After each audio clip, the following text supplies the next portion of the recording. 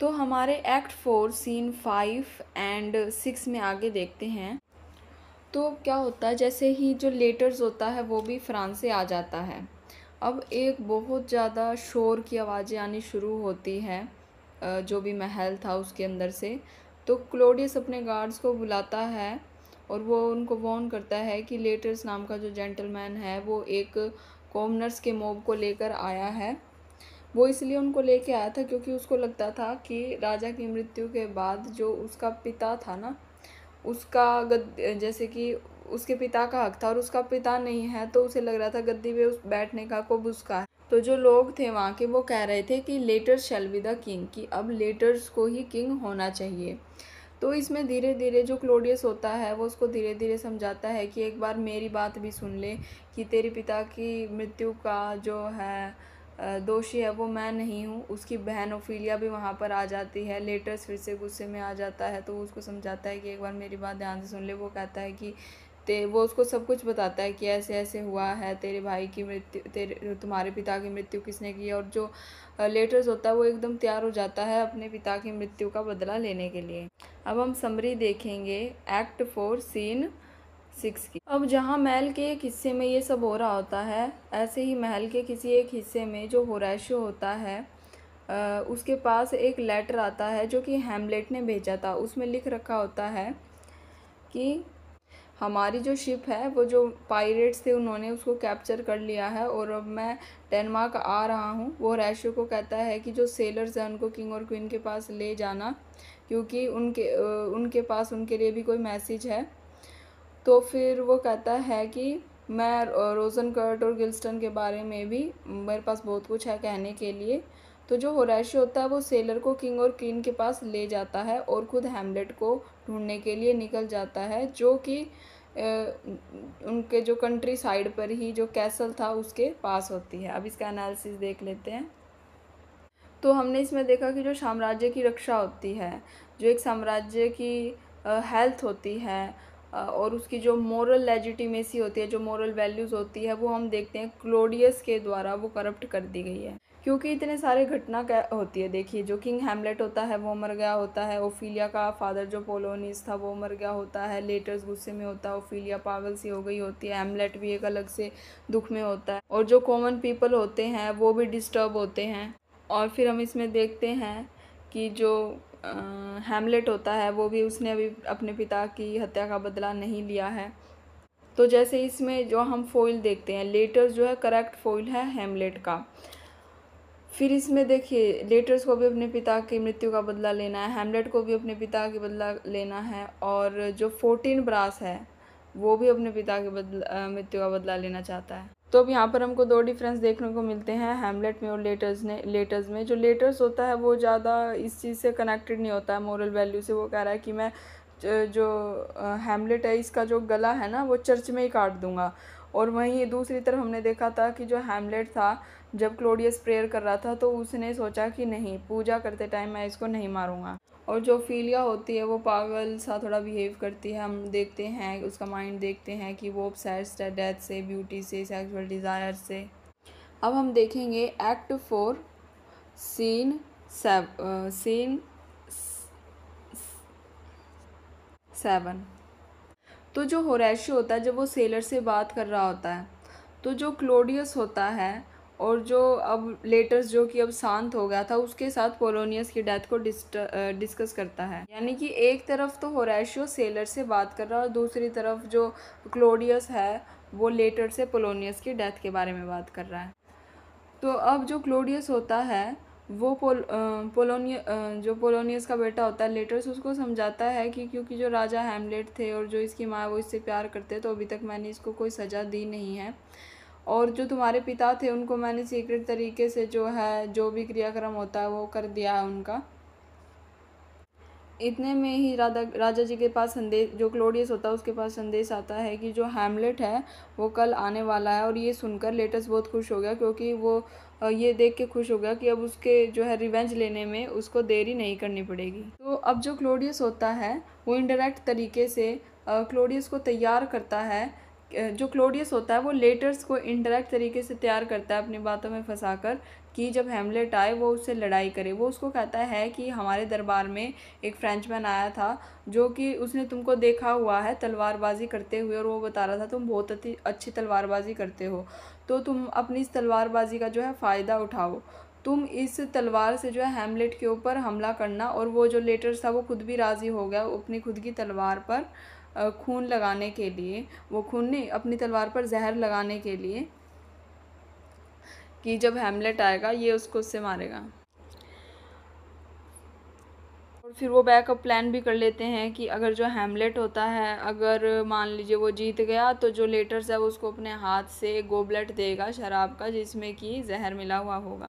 इतने में ही जो जर्ट्रूड होती है वो अंदर आ जाती है एक ट्रेजिक न्यूज़ लेकर। वो बताती है कि जो लेटर्स की बहन ओफिलिया है उसने दुख में आकर अपने आप को पानी में डुबो लिया है। लेटर्स फिर से गुस्से में आ जाता है और लेटर्स अपनी बहन के पास भागा भागा जाता है। क्लोडियस जर्ट्रूड को भी कहता है कि तुम भी जल्दी से साथ चलो। तो वही जो लेटर्स का गुस्सा होता है वो और ज़्यादा बढ़ जाता है अपनी बहन की इस डेथ के बाद। अब हम इसका एनालिसिस देखेंगे। तो हम इसमें देखते हैं जो ओफिलिया होती है उसके साथ हम एक फ्लावर्स को कनेक्ट करते हैं, क्योंकि जब शुरू में हम देखते हैं कि जो पोलोनियस होता है वो जो ओफिलिया होती है उसको वोयलेट्स के साथ प्रेजेंट करता है। जब ओफिलिया मैड हो जाती है तो वो फ्लावर्स को लेकर गाने लिखने लगती है, और जब वो मर गई है उसके चारों तरफ जो है फूल से बने हुए गार्लैंड्स जो मालाएं होती हैं वो होती हैं। तो ये चीज़ रिप्रेजेंट करती है ओफिलिया की फ्रेजिलिटी को, ब्यूटी को, सेक्सुअलिटी को, इसकी इनोसेंस को। अब हम देखते हैं एक्ट 5 सीन 1। तो अब चर्चयार्ड में जो कब्र खोदने वाले होते हैं वो कब्र खोदते हैं ओफिलिया के, लेकिन फिर ये बात चलने लगती है कि जो क्रिश्चियन रिलीजन है उसमें अगर किसी ने सुसाइड करा होता है तो उसको क्रिश्चियन ब्यूरियल्स जो भी रीति रिवाज होते हैं उसके साथ वो उस पर नहीं करे जाते, लागू नहीं होते। तो इस चीज़ को लेकर चर्चा होती है कि इसको चर्च यार्ड में ही दफन करना है, कहीं और दफन करता है। फिर वो जो फर्स्ट ग्रेव यार्ड होता है जो क्लेवरली स्पीक करता है सेकंड ग्रेव डिगर से एक पहेली पूछता है कि what is he that build stronger then either the mason, the shipwright और द कारपेंटर, यानी कि वह कौन है जो राज मिस्त्री, जहाज बनाने वाले या बढ़ई से भी ज़्यादा मजबूत निर्माण करता है। तो जो सेकंड ग्रेव डिगर होता है वो कहता है कि जो सबसे अच्छी चीज़ बनाए वो तो जो फांसी का फंदा होता है ना वो बनाने वाला ही होता है, क्योंकि वो उसको ऐसे बनाता है कि वो कभी भी टूटती नहीं है और इंसान को सज़ा मिलती ही मिलती है। तो जो फर्स्ट ग्रेव डिगर होता है वो उसको करेक्ट करता है कि नहीं, ये तो ग्रेव डिगर्स हैं जो ये ग्रेव बनाते हैं, ये तो जब सब कुछ सब मर जाएंगे जब भी रहेंगी, डूम्सडे तक रहेंगी, जब सब तबाह हो जाएगा जब तक रहेंगी।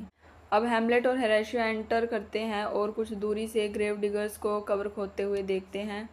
तो अब जो हेमलेट होता है उस ग्रेव डिगर से पूछता है कि तुम किसके लिए खबर खोद रहे हो। पहले तो वो कहता है कि वो उसके खुद के लिए कब्र खोद रहा है। फिर वो उसे बताता है कि ये कब्र एक ओफिलिया नाम की लड़की के लिए है, क्योंकि जो ग्रेव डिगर्स थे उन्होंने प्रिंस हेमलेट को पहचाना नहीं था। तो वो उसको बताता है कि हम तो जब से यहाँ पर काम करते हैं, जब से प्रिंस हेमलेट थे और जब से उन्होंने 14 ब्रास को, जो एल्डर 14 ब्रास था उसको हराया था बैटल में, और उसी दिन जो प्रिंस हेमलेट थे वो बोर्न हुए थे।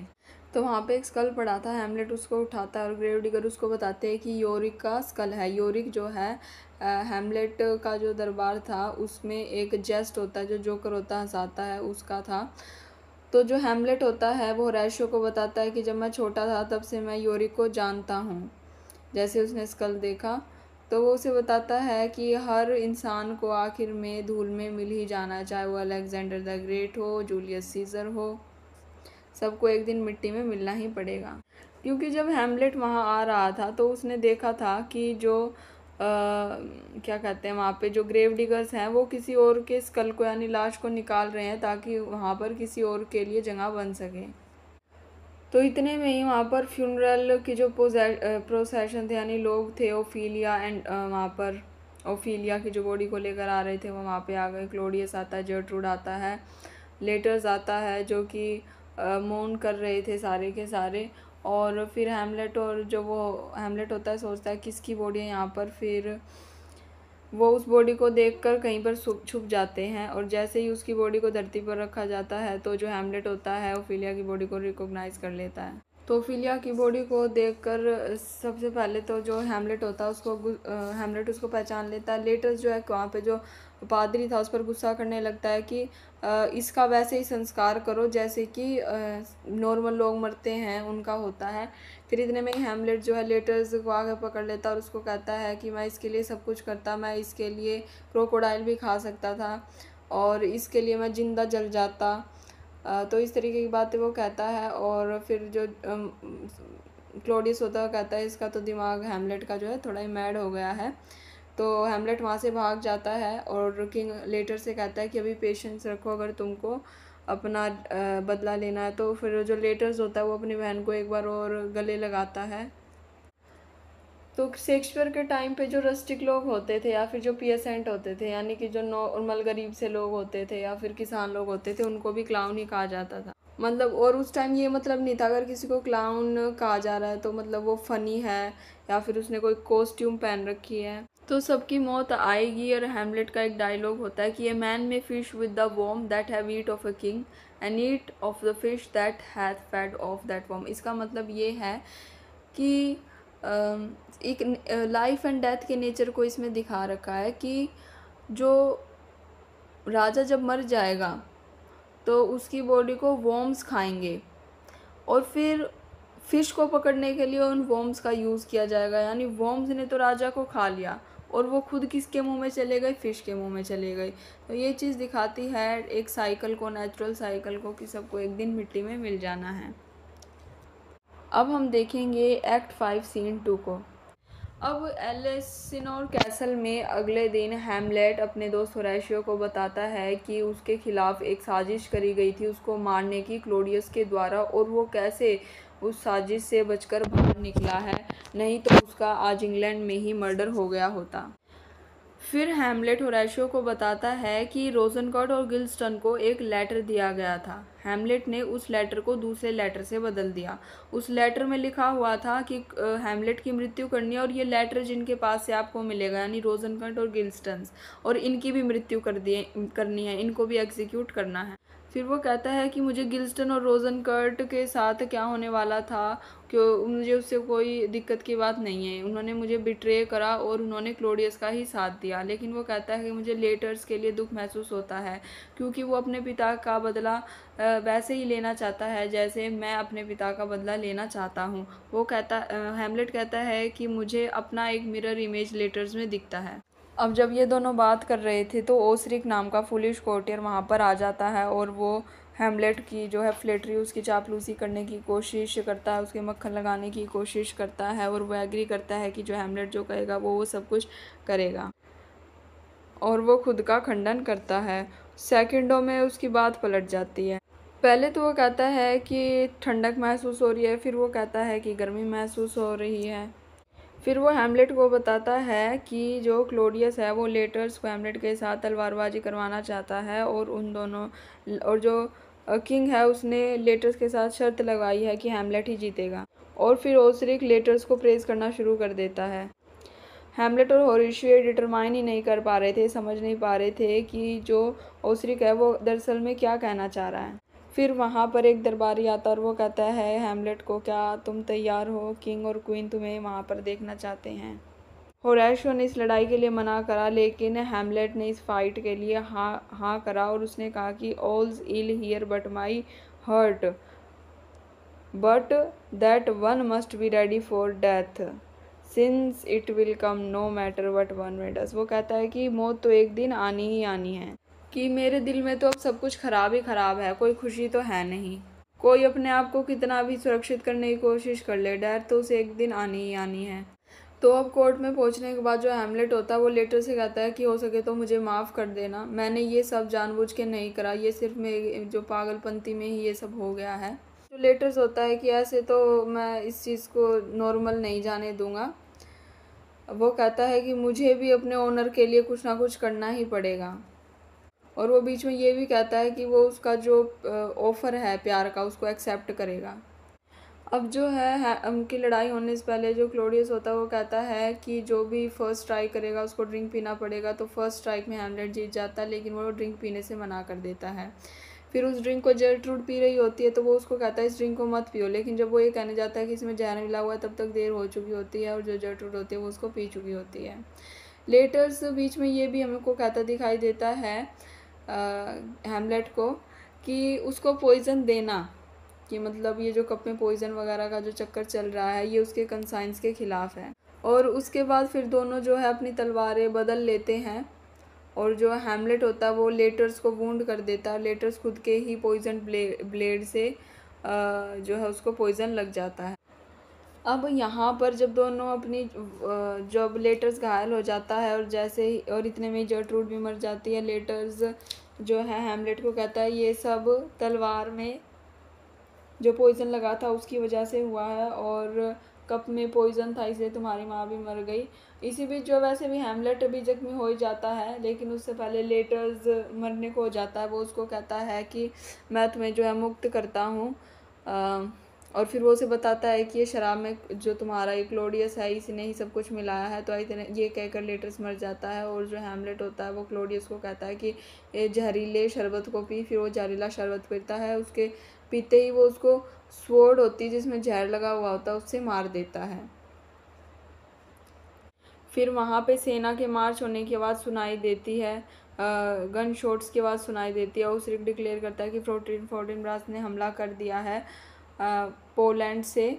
और हैमलेट जो होरेशियो को कहता है कि इतनी सारी दुखद चीज़ों को देखकर तुम सुसाइड मत कर लेना, इतनी सारी ट्रेजेडीज़ को देखकर इंस्टेड तुम सबको हमारी स्टोरी बताना और फोर्टिनब्रास को कहना कि वो उसे इस राज्य का किंग देखना चाहता है, डेनमार्क का। फिर उसके बाद फोर्टिनब्रास जो है वहीं पे रूम में आ जाता है। वो बताता है कि रोजनकट और गिल्स्टन मर चुके हैं। होरेशियो कहता है कि वो उसको सब कुछ बता देता है और फोर्टिनब्रास फिर ऑर्डर देता है कि हैमलेट को एक सोल्जर की तरह ही श्रद्धांजलि दी जाए। अब इसका एनालिसिस देख लेते हैं। इसके एनालिसिस में सब कुछ वही है कि सब एक दूसरे का कत्ल कर रहे हैं, डेनमार्क पोल्यूटेड हो गया एक तरीके से जो भी क्लोडियस ने करा, और जो फोर्टिनब्रास था उसने वहाँ आकर जो है गद्दी संभाली।